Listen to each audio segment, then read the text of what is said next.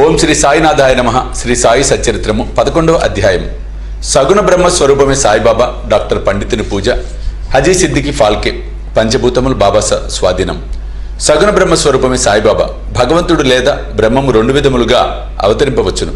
నిర్గుణము, సగుణ స్వరూపము. నిర్గుణ స్వరూపమునకు ఆకారం లేదు, సగుణ స్వరూపమునకు ఆకారం కలదు. రెండును పరబ్రహ్మ యొక్క స్వరూపములే. మొదటి దానిని కొందరు ధ్యానింతురు, రెండవ దానిని పూజింతురు. భగవద్గీత 12వ అధ్యాయంలో సగుణ స్వరూపం పూజించుటే సులభమే కలదు, కావున దానిని అనుసరించవచ్చని చెప్పిరి. మనుషుడు ఆకారం కలిగి ఉన్నాడు, కావున సహజంగా భగవంతుడు కూడా ఆకారంతో సగుణ స్వరూపునిగా భావించి పూజించుట సులభము. కొంతకాలం వరకు సగుణ స్వరూపమగు బ్రహ్మమును పూజించిన గాని మన భక్తి ప్రేమలు వృద్ధి చెందవు. క్రమముగా ఆ భక్తి నిర్గుణ స్వరూపమగు పరబ్రహ్మోపాసనకు దారితీయును. విగ్రహము, యజ్ఞవేదిక, అగ్ని, వెలుతురు, సూర్యుడు, నీరు, బ్రహ్మము ఈ ఏడును పూజనీయములు. కాని సద్గురువు వీటన్నిటికంటే ఉత్కృష్టుడు. అట్టి సద్గురుడైన సాయినాథుని మనమును ధ్యానించదము కాక వారు రూపుదాల్చిన వైరాగ్యము నిజ భక్తులకు విశ్రాంతి ధామం. వారి వాక్కులందు మనకు గల భక్తియే ఆసనముగా, మన కోరికలను విసర్జించుటయే పూజా సంకల్పంగా చేసి వారిని ఉపాసింతుము గాక. కొందరు సాయిబాబా యొక్క భగవద్భక్తుడు అనరు, కొందరు భాగవతుడు అనరు. కానీ మాకు మాత్రం బాబా సాక్షాత్తు భగవంతుని అవతారమే. వారు క్షమాశీలురు, క్రోధరహితులు, రుజువర్తనులు, శాంతమూర్తులు, నిశ్చలులు, నిత్య సంతుష్టులు. సాయిబాబా ఆకారంతో కనిపించినప్పటికీ వాస్తవమునకు వారు నిరాకార స్వరూపులు, నిర్విరాకారులు, నిస్సంగులు, నిత్యముక్తులు.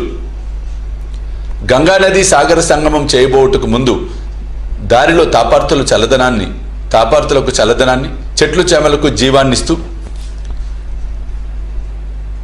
ఎందరో దాహార్తుల దాహాన్ని తీర్చుతూ సాగిపోతున్నట్లే సాయిబాబా వంటి మహాత్ములు తమ జీవన గమనంలో జనులకు సుఖశాంతులను ప్రసాదించుచు జగత్తును పావనం చేస్తున్నారు. భగవద్గీత యందు శ్రీకృష్ణుడు మహాత్ములు తన ఆత్మనియు తన సజీవ ప్రతిమను తానే వారిని వారే తానని నుడివి ఉన్నాడు. వర్ణింపనలవి కాని ఆ సచ్చిదానంద స్వరూపమే షిరిడిలో సాయిబాబా రూపమును అవతరించెను. శృతులు బ్రహ్మమును ఆనంద స్వరూపంగా వర్ణించుచున్నవి. ఈ సంగతి పుస్తకములందు చదువుచున్నాం. కానీ భక్తులు ఆ ఆనంద స్వరూపమును షిరిడిలో అనుభవించిరి. సర్వమునకు ఆధారభూతముకు బాబా ఉపాధిరహితుడు. వారు తమ ఆసనము కొరకు ఒక గోనె సంచి ఉపయోగించేవారు. భక్తులు దానిపై చిన్న పరుపు వేసి ఆడుకొనుటకు చిన్న బాలేసును సమకూర్చిరి. బాబా తన భక్తుల కోరికలను మన్నించి వారి వారి భావనను అనుసరించి తనను పూజించుటకు ఎట్టి అభ్యంతరము చూపుకుండెను. కొందరు చామరములతోనూ, కొందరు విసనకర్రలతోనూ విసురుచుండిరి. కొందరు సంగీత వాయిద్యములను మ్రోగించుచుండిరి. కొందరు వారికి అర్ఘ్యపాద్యములను సమర్పించుచుండిరి. కొందరు వారికి చందనము, అత్తరు పూయుచుండిరి. కొందరు తాంబూలము సమర్పించుచుండిరి. కొందరు నైవేద్యం సమర్పించుచుండిరి. షిరిడిలో నివసించినట్లు కాన్పించినప్పటికీ వారు సర్వాంతర్యామి, ఎక్కడ చూచినను వారే ఉండుదురు. భక్తులు బాబా యొక్క సర్వాంతర్యామిత్వమును ప్రతిరోజు అనుభవించుచుండేటి వారు. సర్వాంతర్యామి ఆ సద్గురుమూర్తికి మా వినయపూర్వక సాష్టాంగ నమస్కారాలు. డాక్టర్ పండితుని పూజ. తాత్యాసాహెబ్ నూల్కర్ మిత్రుడైన డాక్టర్ పండిత్ ఒకసారి బాబా దర్శనముకై షిరిడి వచ్చాను. బాబాకు నమస్కరించిన పిమ్మట మసీదులో కొంతసేపు కూర్చుండాను. అతనికి దాదాభట్ కేల్కర్ వద్దకు పొమ్మని బాబా చెప్పాను. డాక్టర్ పండిత్ అటులోనే దాదాభట్ వద్దకు పోయాను. దాదాభట్ అతన్ని సగౌరవంగా ఆహ్వానించాను. బాబాను పూజించుటకై పూజా సామగ్రి పళ్ళెముతో దాదాభట్ మసీదుకు వచ్చాను. డాక్టర్ పండిత్ కూడా అనుసరించాను. దాదాభట్ బాబాను పూజించాను. అంతకు మున్పెవరు బాబా నుదుటిపై చందనం పోయేటకు సాహసించలేదు. ఒక్క మహల్సభతి మాత్రమే బాబా కంఠమునకు చందనం పోయిచుండెను. కానీ ఈ అమాయక భక్తులకు డాక్టర్ పండిత్ దాదాభట్ యొక్క పూజా పల్లెరము నుండి చందనమును తీసుకొని బాబా నుదుటిపై త్రిపుండ్రాకారము రాశాను. అందరికీ ఆశ్చర్యం కలిగినట్లు బాబా ఒక్క మాటైనా అనక ఊరకుండెను. ఆనాడు సాయంకాలం దాదాభట్ బాబాను ఇట్లా అడిగాను, బాబా, మేమెవరమైనా మీ నుదుటిపై చందనం పూయదమని నిరాకరింతువే, డాక్టర్ పండిత్ రాయిగా ఎందుకు ఊరుకుంటువి? అందులోకి బాబా ప్రసన్నంగా ఇట్లు సమాధానమిచ్చాను, నేనొక ముసల్మానునని, తానొక సద్బ్రాహ్మణుడని, ఒక్క మహమ్మదీయుణ్ణి పూజించట ద్వారా తాను మైల పడిపోవదనన్న దురభిమానము లేకుండా అతడు నాలో తన గురువును భావించుకుని అట్లే చేశాను. అతని నిష్కల్మష భక్తి నన్ను కట్టబడి వేసినది. అతనికి నేనెట్లా అడ్డు చెప్పగలను?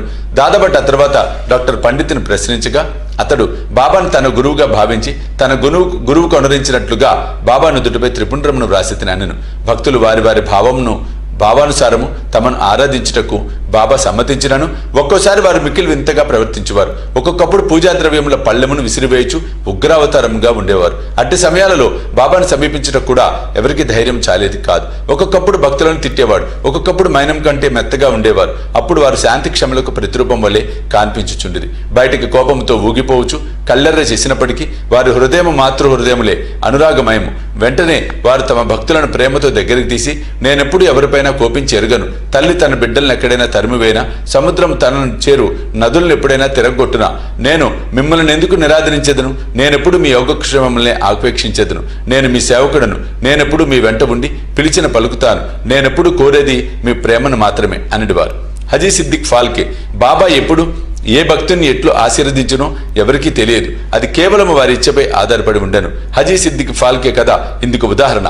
సిద్దిక్ ఫాల్కేను మహమ్మదీయుడు, కళ్యాణ్ నివాసి. మక్కా మదీనా యాత్రలు చేసిన పిమ్మట షిరిడీ చేరెను. అతడు చావడి ఉత్తర భాగమున బస చేశాను. 9 నెలలు షిరిడీలో ఉన్నాను. బాబా వారిని మసీదులో పాదం పెట్టనివ్వలేదు. అతడు మసీదు ముందున్న ఖాళీ జాగాలో కూర్చొని చుండెను. ఫాల్కే మిక్కిలి నిరాశ నిస్పృహలకు లోనేయను. ఏమి చేయటకు అతనికి తోచుకుండెను. నిరాశ చెందవద్దని నందీశ్వరుని ద్వారా వెళ్లిన శివుడు ప్రసన్నమైనట్లు, మాధవరావు దేశపాండే ద్వారా బాబా వద్దకు వెళ్లిన అతని మనోరథము సిద్ధించిననియు కొందరు భక్తులు అతనికి సలహానిచ్చిరి. అటులే అని తన తరఫున బాబాతో మాట్లాడమని శ్యామను ఫాల్కే వేడుకొనెను. శ్యామ అందులోకి సమ్మతించి ఒకనాడు సమయం కనిపెట్టి బాబాతో ఇట్లనెను, బాబా, ఆ ముదుసలి హజీని మసీదులో కాలు పెట్టనీయవేళ ఎంతో మంది వచ్చి నిన్ను దర్శించిపోవచ్చున్నారు. ఈ హజీని మాత్రం ఎందుకు ఆశీర్వదించవు? దానికి బాబా ఇట్లు జవాబిచ్చాను, శ్యామ, ఇటువంటి విషయాలలో నీవింకా పసివాడవు. నీకు ఇవన్నీ అర్థం కావు. అల్లా ఒప్పుకొననిచో నేనేమి చేయగలను? ఆ అల్లా మియా కటాక్షము లేనిచో ఈ మసీదులో పాదము పెట్టగలవారెవ్వరు. సరే, నీవు వాని వద్దకు పోయి వానిని బారవి బావి వద్ద ఉన్న ఇరుకుబాటుకు రాగలడేమో అడుగుము. శ్యామ పోయి హజీని ఆ విషయం అడిగి తిరిగి బాబా వద్దకు వచ్చి హజీ అందులోకి సమ్మతించారని చెప్పాను. 40,000 రూపాయలు 4 వాయిదాలలో ఇవ్వగలడేమో కనుక్కో అని తిరిగి బాబా పంపాను. శ్యామ వెంటనే పోయి హజీ తానుకు 4 లక్షలు కూడా ఇచ్చుటకు సిద్ధంగా ఉన్నాడని జవాబు తెచ్చాను. సరే, మరల పోయి వానిని ఇట్లడుగుము, మసీదులో ఈనాడు మేకను కోసేదము, వానికి దాని మాంసము కావలనో వృషలములు కావలనో కనుగొనుము. బాబా వారి కొలంబాలో ఉన్న చిన్న ముక్కతో అయినా సంతృష్టి చెందేదనని శ్యామ ద్వారా హజీ బదులు చెప్పాను. ఇది వినగానే బాబా మిక్కిలి కోపంతో మసీదులోని కొలంబా నీటి కొండలను బయటకు విసిరివేచి తిన్నగా చావిడిలో ఉన్న హజీ వద్దకు పోయి తన కఫ్ని పైకెత్తి పట్టుకొని తీవ్ర స్వరంతో, నన్ను గురించి ఏమనుకొనుచున్నావు? నీవేదో గొప్పవాడివని, పెద్ద హజీవని గొప్పలు పోవచ్చు ఏమిటేమిటో వదులుచున్నావే. నా దగ్గర నీ ఆటలు. ఖురాన్ చదివి నీవు తెలుసుకున్నది ఇదేనా? మక్కా మదీనా యాత్రలు చేసి గర్వంతో నేనెవరూ తెలుసుకోలేకపోతున్నావు అనుచూ ఏమేమో ఇంకనూ అతన్ని తిట్టి మసీదుకు మరలను. బాబా ఆగ్రవిషములను చూచిన హజీ గాబరపడెను. ఆ పిమ్మట కొన్ని గంపల మామిడి పండ్లను కొని వాటిని హజీకి పంపాను. తిరిగి హజీ వద్దకు వచ్చి తన జేబులో ఉంచి 55 రూపాయలు తీసి లెక్కపెట్టి హజీ చేతిలో పెట్టాను. అప్పటి నుంచి హజీని బాబా ప్రేమ ఆదరములతో చూచుచూ భోజనమునకు పిలుచుచుండాను. హజీ ఆనాటి నుండి తనకిష్టం వచ్చినప్పుడల్లా మసీదులోనికి వచ్చిపోచుండాను. బాబా ఒక్కొక్కప్పుడు వానికి డబ్బునిచ్చుచుండాను. బాబా దర్బారులో అతను కూడా ఒకడయ్యను. పంచభూతములు బాబా స్వాధీనము. బాబాకు పంచభూతములు స్వాధీనములని తెలుపు 2 సంఘటనలను వర్ణించిన పిమ్మట ఈ అధ్యాయము ముగించెదము. ఒకనాడు సాయంకాలం షిరిడీలో గొప్ప తుఫాను సంభవించెను. నల్లని మేఘములు ఆకాశమును కప్పెను. గాలి తీవ్రముగా వీచెను. ఉరుములు మెరుపులతో కుంభవృష్టి కురిసెను.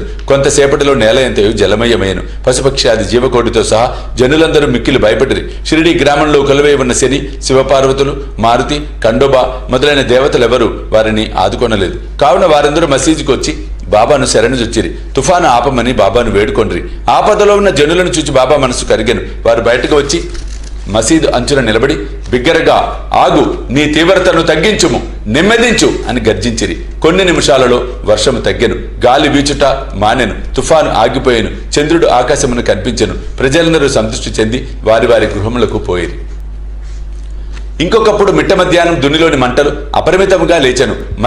మంటలు మసీదు కప్పుకున్న దూలములకు తాకునట్లుగా ఎగిరిచుండెను. మసీదులో కూర్చున్న వారికి ఏమి చేయుటకు తోచలేదు. దునిలో కట్టెలు తగ్గింపుడని గాని నీళ్లు పోసి మంటలు చల్లార్పుడని గాని బాబాకు సలహానిచ్చుటకు వారు భయపడిరి. వారి భయాందోళనను బాబా వెంటనే గ్రహించి తన సటకాతో పక్కనున్న స్తంభంపై కొట్టుచు, దిగో దిగో, శాంతించుము అనిది. ఒక్కొక్క సటకా దెబ్బకు కొంచెము చప్పున మంటలు తగ్గిపోయి దుని యథాపూర్వకముగా మితముగా ఉండెను.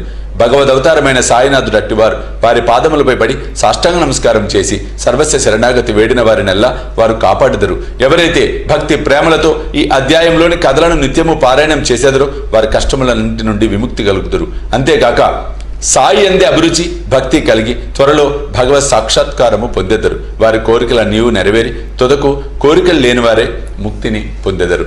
11వ అధ్యాయం సంపూర్ణము. సద్గురు శ్రీ సాయినాథ అర్పణమస్తు. శుభం భవతు.